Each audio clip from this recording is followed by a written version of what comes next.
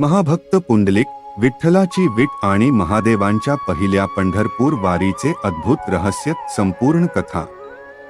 श्री गणेशाय नमः। श्री विठ्ठल रखुमाई नमः। नमस्कार भाविक हो, जय जय रामकृष्ण हरी विठ्ठल विठ्ठल।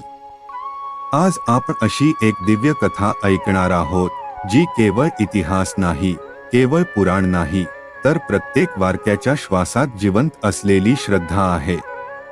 पंढरपूरची वारी लाखो लोक का करतात? विठ्ठल विटेवरच का उभे आहे? पुंडलिक इतका महान भक्त कसा बनला? आणि सर्वात मोठे रहस्य म्हणजे महादेवांनी स्वतः कैलास सोडून पंढरपूरची पहिली वारी का केली? ही कथा मन लावून ऐका। शेवटपर्यंत ऐकल्यावर तुमच्या मनात विठ्ठलाविषयीची भक्ती अनेक पटींनी वाढेल। भाग 1। अहंकारी पुंडलिक ते महाभक्त पुंडलिक। प्राचीन काळात पुंडलिक नावाचा एक तरुण होता। तो बुद्धिमान होता, पण अत्यंत अहंकारी होता। स्वतःच्या सुखात रमलेला पुंडलिक आपल्या वृद्ध आईवडिलांचा अपमान करत असे। त्यांच्या सेवेकडे त्याचे अजिबात लक्ष नव्हते। आईवडील अश्रूंनी दिवस काढत होते। एके दिवशी पुंडलिक तीर्थयात्रेला निघाला। वाटेत त्याला कुक्कुट स्वामींचा आश्रम दिसला। आश्रमात अद्भुत शांतता होती। पहाटेच्या वेळी त्याने 3 तेजस्वी स्त्रिया पाहिल्या, त्या आश्रमात येऊन स्वच्छता करत होत्या। काम पूर्ण होताच त्यांच्या अंगावरील मळ नाहीसा होत होता आणि त्या पुन्हा तेजस्वी दिसू लागायच्या। पुंडलिकाला आश्चर्य वाटले। त्याने विचारले, तुम्ही कोण आहात? त्या म्हणाल्या, आम्ही गंगा, यमुना आणि सरस्वती आहोत। पुंडलिक थक्क झाला। त्या पुढे म्हणाल्या, लोक आपल्या पापांचा भार आमच्यावर टाकतात, त्यामुळे आम्ही मलिन होतो। पण या आश्रमात येऊन कुक्कुट स्वामींच्या मातृपितृ सेवेच्या पुण्यामुळे आम्ही पुन्हा पवित्र होतो। हे ऐकताच पुंडलिकाच्या अंतःकरणाला मोठा धक्का बसला। त्याला जाणवले, मी आयुष्यभर देव शोधत होतो, पण देव तर माझ्या घरातच आईवडिलांच्या रूपाने होते। तो तात्काळ घरी परतला। वृद्ध आईवडिलांच्या चरणी लोटांगण घातले। त्यांच्या डोळ्यातून आनंदाश्रू वाहू लागले। त्या दिवसापासून पुंडलिकाने स्वतःचे संपूर्ण आयुष्य आईवडिलांच्या सेवेसाठी अर्पण केले। त्याच्यासाठी आईवडिलांची सेवा म्हणजेच देवपूजा झाली। भाग 2। विठ्ठल विटेवर का उभे राहिले? पुंडलिकाच्या सेवेमुळे संपूर्ण त्रिलोकात त्याची कीर्ती पसरली। स्वतः श्रीकृष्ण आणि रुक्मिणी माता आपल्या भक्ताला भेटण्यासाठी पंढरपुरात आले। त्यावेळी पुंडलिक आपल्या आईवडिलांचे पाय दाबत होता। दारात भगवान उभे असल्याचे त्याला समजले। तो धावत गेला नाही, कारण त्याच्यासाठी त्या क्षणी आईवडिलांची सेवा हीच सर्वोच्च पूजा होती। त्याने नम्रपणे एक वीट देवाकडे फेकली आणि म्हणाला, प्रभू, कृपा करून या विटेवर उभे रहा। माझी सेवा पूर्ण होताच मी तुमच्या चरणी येतो। संपूर्ण विश्व थक्क झाले। भक्ताने देवाला थांबवले आणि देव थांबले। श्रीकृष्ण त्या विटेवर हात कमरेवर ठेवून उभे राहिले।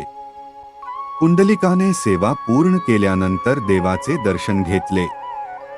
भगवान अत्यंत प्रसन्न झाले। ते म्हणाले, पुंडलिका, आज तू दाखवून दिलेस की आईवडिलांची सेवा हीच माझी खरी पूजा आहे। म्हणून मी या विटेवर युगानुयुगे उभा राही। तेव्हापासून श्रीकृष्ण विठ्ठल, विठोबा, पांडुरंग या नावांनी पंढरपुरात विटेवर उभे आहे। भाग 3। महादेवांची पहिली पंढरपूर वारी। काळ पुढे सरकत गेला। विठ्ठलाच्या भक्तीची कीर्ती संपूर्ण ब्रह्मांडात पसरली। कैलास पर्वतावर भगवान शंकर समाधीत बसले होते। तेव्हा नारदमुनी तेथे आले। नारदांनी विठ्ठलाच्या भक्तीचे वर्णन केले।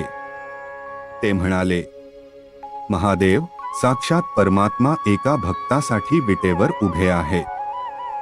हे ऐकताच शंकरांच्या डोळ्यात आनंदाश्रू आले. ते म्हणाले, असा भक्त पाहण्यासाठी मी स्वतः पंढरपूरला जाणार. आणि तेथूनच सुरू झाली पहिली पवित्र वारी. पार्वती माता करमाळ्यात थांबल्या. महादेव, माता पार्वती, गणेश, नंदी आणि शिवगण पंढरपूरकडे निघाले. प्रवासात करमाळा येथे माता पार्वती थांबल्या. आज त्या ठिकाणी कमला भवानीच्या रूपात त्यांची पूजा केली जाते, अशी स्थानिक परंपरा सांगते. गणपती बाप्पा महाद्वारावर. पुढे प्रचंड गर्दी होती. भक्तांचा महासागर उसळला होता. गणपती बाप्पा म्हणाले, बाबा, मी इथेच थांबतो.